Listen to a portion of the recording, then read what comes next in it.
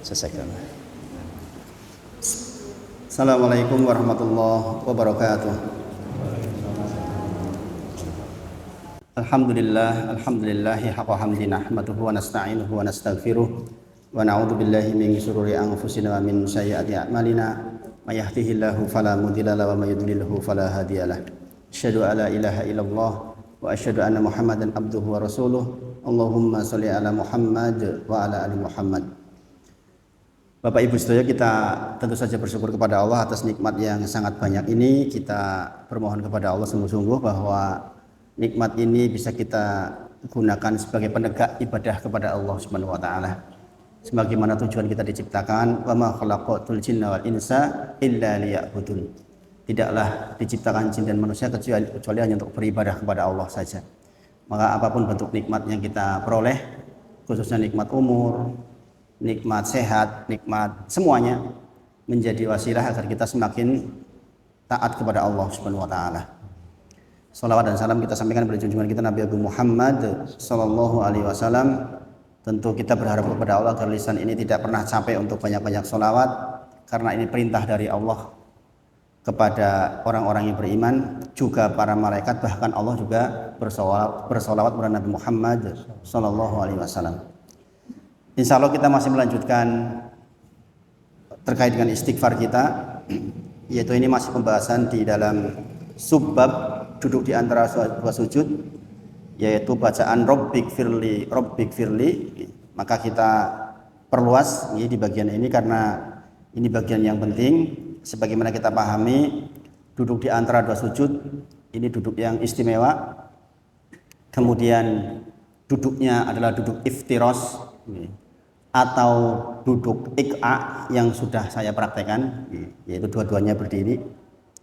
Mudah-mudahan masih diingat-ingat, dan disitulah salah satu waktu yang sangat istimewa sehingga syariat menuntun kita untuk banyak-banyak berdoa di antara dua sujud, yang doa standarnya sudah kita bacakan, dan yang pertama adalah Rabbik firli.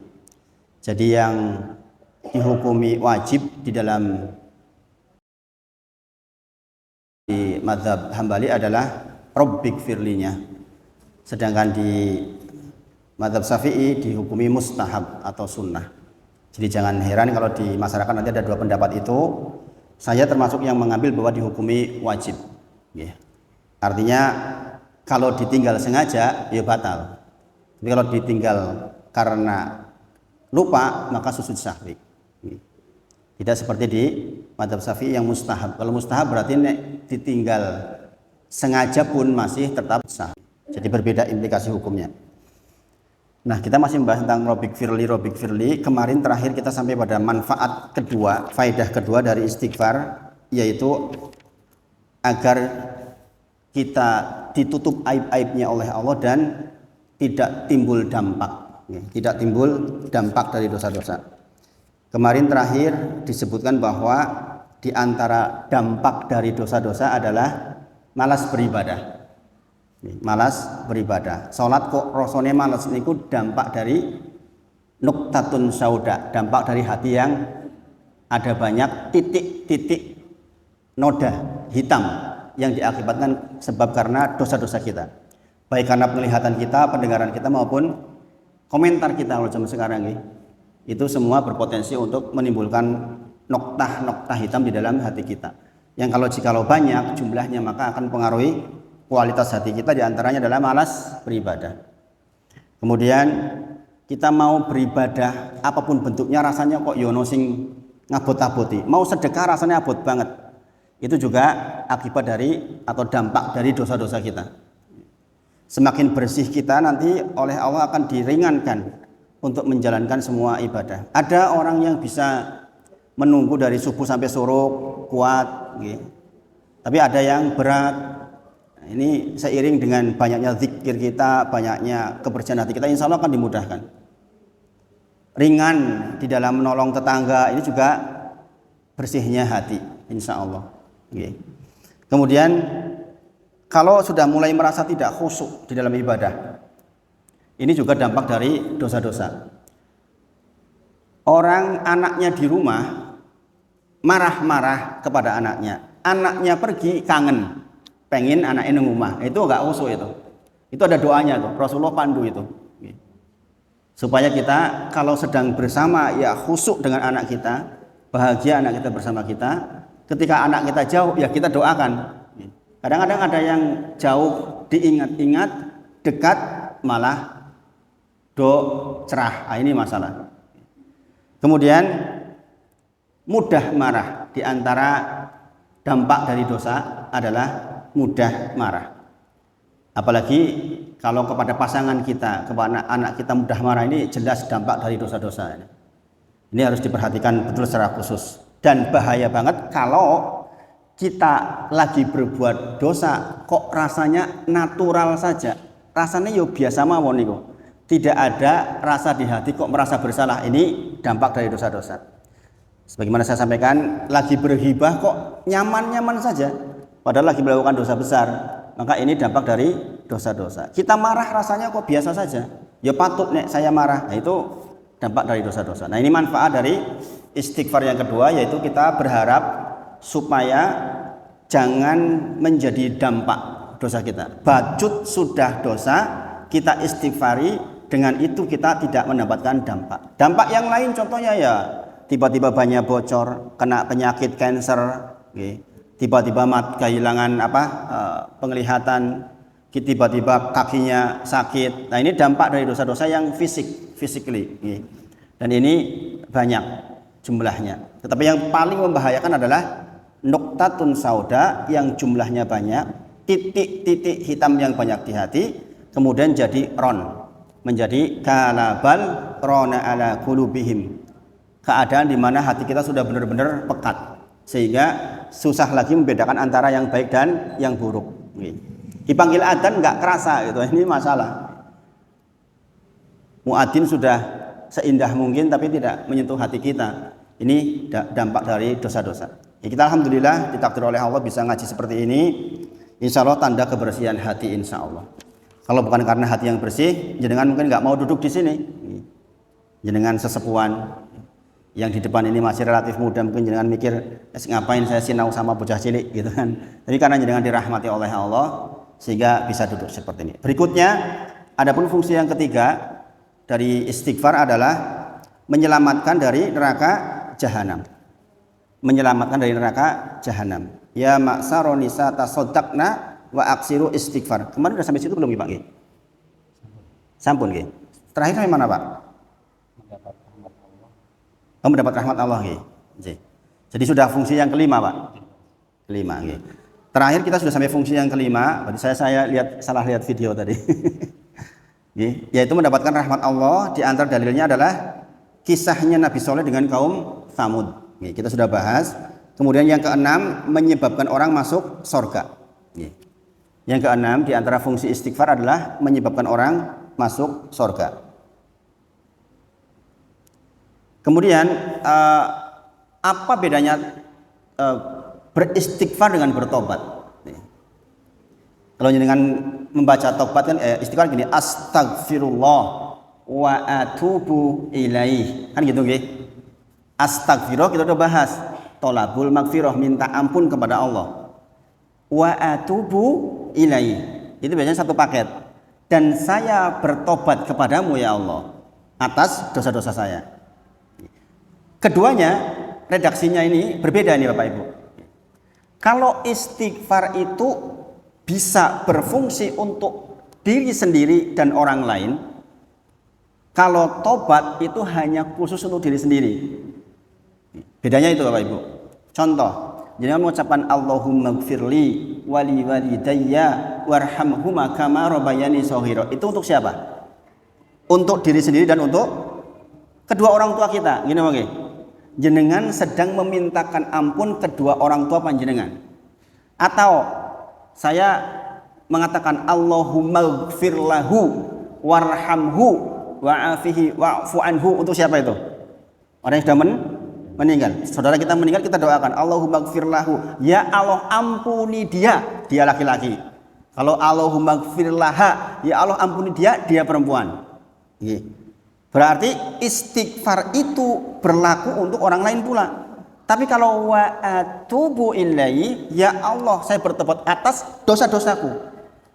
Jadi itu redaksi yang berbeda. Makanya dengan kalau beristighfar sebaiknya memang astaghfirullah wa atubu ilaihi. Sekali lagi, kalau saudara panjenengan, teman panjenengan, keluarga panjenengan sedo, banyakin tuh istighfar untuk mereka. Karena istighfar panjenengan bermanfaat sekali. Itulah mengapa besok di sana ada orang tua yang mengatakan kepada Allah, ya Allah ini apa ini? Mahadihi apa ini? Kok saya diangkat derajatnya? Kata Allah, bistighfari waladzikalaka. Sebab istighfarnya anak-anakmu. Begitu. Makanya investasi terbesar buat panjenengan yang sudah meninggal, yo anak soleh itu.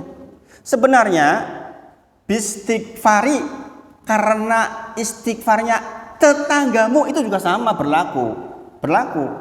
Sayangnya tetangga itu sok enggak mendoakan kita. Sudah meninggal 10 hari sudah lupa, enggak doain. Makanya sering saya katakan sesama jamaah seperti ini tolong saling mendoakan. Yang sudah meninggal duluan didoain, diistighfari. Bagaimana caranya? Allahumma gfir lahu. Kita ingat saudara kita meninggal, Allahumma gfir lahu, apa beratnya? Karena yang paling bermanfaat buat mereka yaitu Bapak Ibu sedaya. Nah sekarang kalau bukan panjenengan yang sesama jamaah seperti ini mendoakan, terus siapa? Iya kalau punya anak soleh. Kalau tidak, yone anak ngaji. Kalau enggak, ini apa nggih? Maka teman-teman seperti ini menjadi penting. Itulah mengapa wajiblah buat kita untuk mencari teman yang soleh, karena teman yang soleh itu akan mencari temannya nanti. Ketika kita enggak ketemu di sana, lah koncoku ndek bendi itu dicari, dan Allah memberikan hak untuk mengambil sebagian temannya itu. Subhanallah, ya, masya Allah. Ya. Maka sekali lagi inilah bedanya antara istighfar dengan tobat. Astaghfirullah wa atubu ilaih. Makanya biasanya paketnya begitu. Astaghfirullah wa atubu ilaih. Astaghfirullah wa atubu ilaih. Jadi sekali lagi jangan pelit-pelit dengan mengistighfari saudara-saudara panjenengan, baik yang masih hidup maupun yang sudah meninggal. Jadi istighfar menyebabkan orang masuk surga. Di antaranya di dalam surah Ali Imran ayat 135.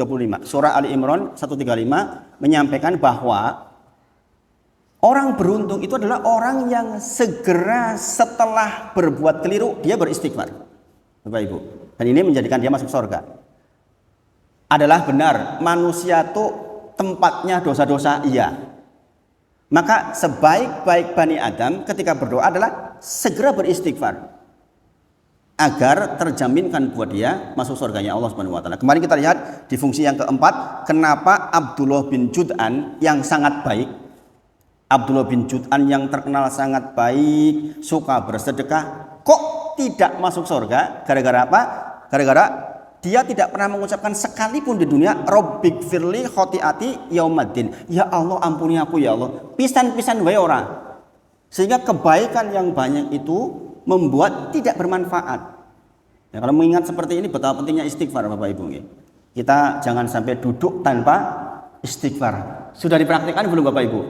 Jangan seminggu terakhir hari-hari istighfar betul. Istighfar Ibu-ibu. Saya begitu ingat langsung istighfar, ingat istighfar. Pokoknya istighfar terus sebanyak-banyaknya. Terlebih sekarang musim seperti ini, musim banyak penyakit dan lain sebagainya. Istighfar juga mencegah penyakit sebagaimana sudah kita singgung kemarin. Kemudian yang ketujuh adalah istighfar itu menjadi ciri kesolehan seseorang. Jadi kalau kita pengen mendapatkan surga, di antaranya cirinya menjadi orang soleh. Dan di antara ciri orang soleh adalah banyaknya istighfar. Quran surah Ali Imran ayat ke-16-17. Alladzina yaquluna rabbana innana amanna faghfir lana dhunubana wa qina adzabannar. as-sabirina was-sadiqina wal-qanitina wal-munfiqina wal-mustaghfirina bil ashar. Syahidallahu annahu la ilaha illa huwa wal malaikatu wa ulul ilmi qa'iman bil qist. La ilaha illa huwal azizul hakim. Hum yastaghfiruna bil ashar. Orang-orang yang di ujung malam bangun banyak istighfar. Ciri kesalehan Bapak Ibu. Ya kalau kayak kita yang sudah di atas 40 tahun, terus ragilem tangi wengi istighfar, terus kita mau kemana Bapak Ibu? Sudah di atas 40 tahun kok belum banyak istighfar di ujung malam. Lah yang kita tiru itu siapa? Kalau anak muda dulu bangun untuk nonton bola, iyalah anak muda ya. Dulu saya waktu kuliah juga begitu. Zaman waktu itu MU lagi hebat-hebatnya zaman waktu itu. Tapi udah 40 tahun masa kita bangun dalam rangka itu? Subhanallah Bapak Ibu. Sebagaimana saya sampaikan, kita tuh sudah maghrib, sudah isya sebagian. Sudah tinggal tunggu waktu, simatupang, siang malam tunggu panggilan. Untung-untung kita dipanggil lagi dalam kondisi sedang beristighfar. Insyaallah husnul khotimah. Dipanggil lagi, wah gol mati, subhanallah. Kita sudah di atas 40 tahun. Al-Quran mengatakan 40 tahun sudah tua Bapak Ibu. Jadi kalau kita sudah di atas 40 tahun itu sudah tua. Saya itu sudah tua, saya sekarang 46 tahun. Kalau saya sudah tua berarti jangan tua banget. Nah ini harus diingat-ingat. Jadi itu fungsi yang ketujuh diantaranya adalah menunjukkan ciri kesolehan. Berikutnya yang ke-8, Bapak Ibu. Ibu-ibu nyatet mboten. Nanti ada videonya insyaallah. Mboten nyatet. Nomor 8. Di antara fungsi istighfar adalah meninggikan derajat. Meninggikan derajat, baik di dunia maupun di akhirat. Nanti di sana sebagaimana saya sampaikan, inna rajula, ada seorang laki-laki yang disebut di sini. La yurfa'u darajatu fil jannah, diangkat derajatnya di sorga. Kemudian dia mengatakan, ana li hadihi, ini apa ini? Kok saya diangkat-angkat derajatnya sementara saya merasa nggak punya amalan yang baik? Maka bistighfari waladikalaka, dikarenakan istighfarnya putra putri panjenengan Bapak Ibu. Sekali lagi, investasi terbaik adalah anak yang soleh. Kita meninggalkan harta banyak, kalau anak kita soleh, insya Allah bermanfaat buat jenengan. Tapi kalau harta banyak ditinggalin anaknya nggak soleh, yo muntek, iso malah dogelut malahan. Subhanallah. Jadi yang dibekalkan ke anak kita pertama itu yo kesolehan Bapak Ibu. Ini mahal Bapak Ibu, ini mahal, butuh perjuangan. Maka berdoa kepada Allah, Rabbi habli minas solihin, Rabbana hablana minas solihin. Kita minta betul tuh sama Allah punya anak yang soleh. Karena nantinya kita butuhkan begitu masuk kuburan, yaitu sini dikatakan ana lihati opo iki bistighfari waladikalaka. Ini akibat istighfarnya putra putri panjenengan. Sebagaimana saya sampaikan, saya sedang membahas tentang kitab Tamasya ke Kampung Akhirat.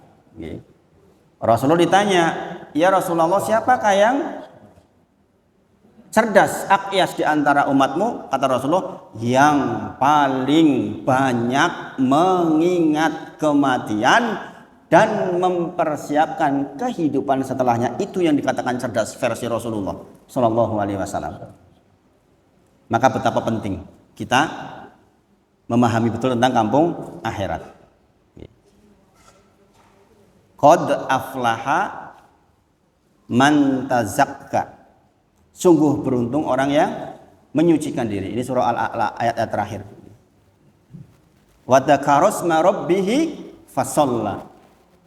Orang-orang yang ingat Allah dikala dia berdiri, duduk, dikala dia tidur, berbaring, kemudian dia sholat. Bal tu'thirunal hayatad dunya. Sayangnya banyak manusia karena kesibukannya sehingga dia memilih dunia. Karena alasan membiayai anak, alasan macam-macam. Bal tu'thirunal hayatad dunya wal akhiratu khairu wa abqa. Kata Allah, padahal akhirat itu khairu wa abqa, lebih baik dan lebih kekal. Siapa yang berfirman ini? Allah yang menciptakan kita, yang mengurus kita, yang mengurus gunung, yang menciptakan langit dan bumi, berfirman, bal tu'sirunal hayatad dunya. Faktanya banyak orang-orang yang milih dunianya. Wal akhiratu khairu wa abqa. Padahal akhirat itu lebih baik dan lebih kekal. Inna hadza fi suhufil ula. Yang demikian itu sudah ditulis di suf-suf yang lama. Suhufi Ibrahim wa Musa, yaitu di suf Ibrahim dan Musa. Artinya dari dulu ajaran itu ya begini ini Bapak Ibu, nggak berubah. Dan setiap zaman bal tu'thirunal hayatad dunya. Banyak orang-orang yang karena kesibukannya sehingga dia dipaksa mikirin dunia terus tuh. Wal akhiratu khairu wa abqa. Sesungguhnya akhirat itu lebih baik dan lebih kekal. Maka ingat-ingat Bapak Ibu sedaya, kita sudah di atas 40 tahun. Sudah tua menurut Al-Quran. Kalau kita tidak siap-siap, lah terus kita mau bagaimana? Kemudian nomor 9, ini bisa kita sampaikan ilmu ini, yaitu mudah lapang rizki insya Allah. Jadi kalau lagi sempit rizki tentu saja banyak nih, bukan hanya harta. Kita banyak istighfar. Dan Bapak Ibu sedaya, saya ceritakan jenengan, saya sepasca hijrah itu mengalami masa-masa yang berbeda dengan dulu. Maka saya sering mengalami keajaiban, Bapak Ibu. Mengalami keajaiban. Saya ekonomi nggak kayak dulu. Dulu uang yang namanya uang itu banjir lah istilahnya. Sekarang tidak begitu kondisinya. Usaha lagi tidak berjalan baik. Saya sering mengalami yang namanya keajaiban istighfar. Contoh tadi malam. Ini kejadian tadi malam Pak Andri. Ini jenengan ambil hikmahnya nih. Mungkin jenengan pikir saya kaya raya. Orang-orang kayak saya itu Bapak Ibu disuruh oleh Al-Qur'an surah Yasin 21 memang tidak mengabarkan kesusahan. Ittabi'u ma la yas'alukum ajron wa hum muhtadun. Orang-orang yang berdakwah itu memang adalah orang-orang yang harus menjaga dirinya dari meminta-minta walaupun susahnya kayak apa. Adapun jenengan, saya ajari jenengan kan ngaji bukan cuma sama saya. Adapun jenengan kalau ngaji sama orang, bagaimana menghargai guru. Ini bukan karena saya lagi ngajarin jenengan gitu. Saya ngajarin jenengan karena jenengan ngaji dengan banyak orang, bukan cuma dengan saya. Jenengan baca Quran surah Al-Baqarah 273. Sebaik-baik infak kepada pengajar memang. Ini bukan berarti jenengan suruh ngaji ke saya, bukan. Karena jenengan ngaji ke banyak tempat. Jadi di antara infak terbaik adalah infak jihad fisabilillah. Di antaranya adalah pengajar. Itulah mengapa kalau jenengan melihat organisasi-organisasi yang sudah maju, pengajar itu yang mungkon mulang tok karena dia yang harus mikir tentang materi apa yang disampaikan. Dan di dalam zaman Rasulullah pun begitu. Nah, tadi malam saya pulang dari masjid, tiba-tiba ban motor pecah, buer, gitu Pak. Innalillahi wa inna ilaihi raji'un. Allahumma ajurni fi musibati fakhluf li khairin minha. Jadi kalau kita dapat musibah apa doanya? Innalillahi wa inna ilaihi raji'un. Sesungguhnya semuanya milik Allah dan akan kembali kepada Allah. Kemudian Allahumma ajurni fi musibati fakhluf li khairin minha. Jadikan musibah itu pahala buat kami. Fakhluf li khairin minha. Gantikan dengan yang lebih baik. Kebetulan kami baru punya kebutuhan, anak-anak baru pulang dari pondok, habis uang. Ini ceritanya apa Pak Andri? Habis uang kita. Ban pecah. Saya nanya, ini ban pecah berapa? 300.000. Mungkin jenengan berpikir, 300.000 nggak banyak ya? Iya, nggak banyak. Dulu uang segitu mungkin tidak saya syukuri. Dulu. Setelah hijrah mengalami berbagai macam, ya Allah baik. Makanya Allah jenengan sekarang diberi kelonggaran, bersyukurlah. bagi sebagian orang uang 100-200 ribu itu bisa jadi sangat bermanfaat. Contohnya pada kasus saya semalam. Tiba-tiba ada orang kasih uang 400 ribu. Itu Pak Andri. Ini keajaiban istighfar. Ini kasus seperti ini bisa jadi lebih besar. Jenengan punya kebutuhan 100 juta misalnya. Demi Allah, dengan istighfar, insya Allah kasih solusi Allah. Tentu saja bukan tanpa alasan sesungguhnya. Orang ngasih 400 ribu itu. Bulan itu saya ngajar tahsin, nggak pernah minta insya Allah. Tiba-tiba ada yang datang. Nah, yang seperti ini adalah buah dari istighfar. Buah dari istighfar. Masya Allah Bapak Ibu. Maka di antara fungsi istighfar disebut adalah menjadi lapang rizki. Lapang rizki itu bukan ukuran banyak dan sedikit Bapak Ibu. Saya pernah mengalami banyak luar biasa. Satu minggu saya mengelola uang lebih dari 1 miliar. Tetapi ukuran lapang rizki itu bukan itu. Lapang rizki persoalan kecukupan Bapak Ibu. Maka istighfar itu membuat kita demikian. Dalilnya apa? Quran surah Nuh ayat ke-10, 11, 12. Faqultu astaghfiru rabbakum innahu kana ghaffara. Kata Nuh alaihissalam kepada kaumnya, beristighfarlah kepada Allah. Karena sesungguhnya Allah itu Maha Pengampun. Kenapa Nuh mengatakan seperti itu? Ini umatnya Nabi Nuh ada kebangetan. Didakwai enggak mau 950 tahun siang dan malam yang namanya Nabi Nuh alaihissalam itu berdakwah. Entuk piro sidik banget. Ya yang ada di kapal itulah yang akhirnya menurunkan kita ini. Kita itu keturunan dari anaknya Nabi Nuh alaihissalam. Maka Abul Basar yang kedua, bapaknya para manusia yang kedua ya Nabi Nuh alaihissalam. Karena sebelum itu semuanya dihilangkan kecuali yang ada di kapalnya.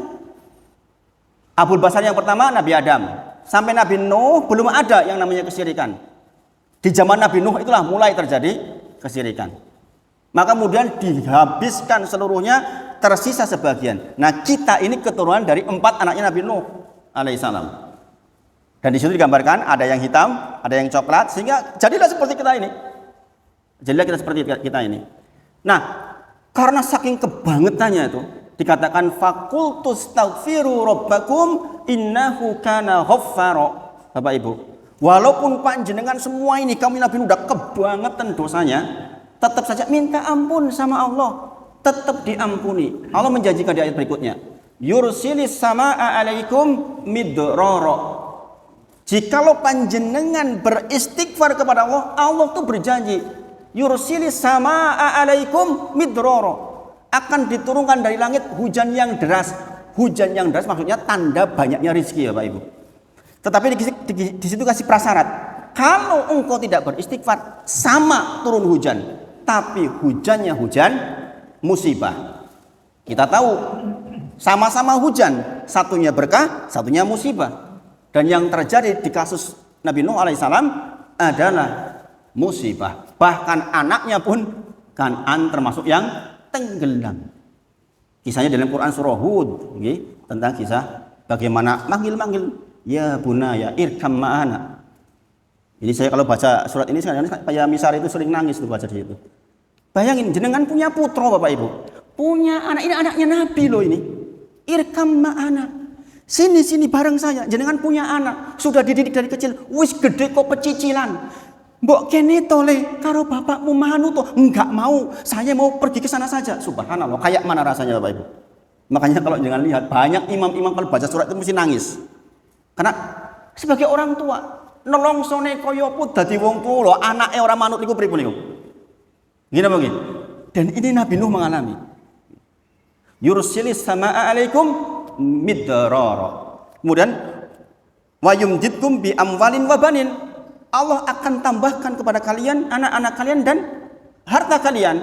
Ini janji Allah. Banyaknya istighfar itu akan menambah kesuburan. Maka di antara fungsi istighfar adalah untuk menambah kesuburan bagi yang lama nggak punya anak. Jadi dengan banyak-banyak istighfar. Saya punya kebetulan ada seorang jamaah yang lama nggak punya anak. Saya katakan amalanmu cuma satu. Istighfar sebanyak-banyaknya. Kalau perlu puluhan ribu kali istighfar. Alhamdulillah. Sekarang anaknya 3. Masya Allah. Itu 11 tahun nggak punya anak.